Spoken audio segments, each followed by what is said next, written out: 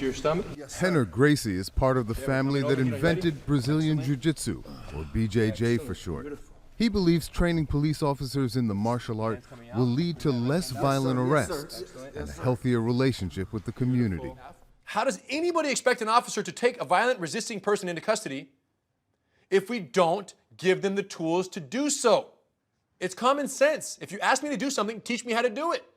Since 2019, officers in Marietta, Georgia have been training in BJJ, something Major Jake King says is desperately needed, because while cops are trained extensively in shooting and undergo frequent practice and recertification, by contrast, when it comes to training in hand-to-hand tactics, the state here has a zero requirement for yearly training. how many of your officers have fired their weapon in the line of duty? 3. 3. How many have had to put their hands on citizens in the line of duty? Every single one of them. 2 years into the BJJ program, King says his department's data clearly indicates fewer and less violent clashes between cops and suspects. I went through and was looking at injuries to officers, and I found that there was a 48% reduction in officers being injured.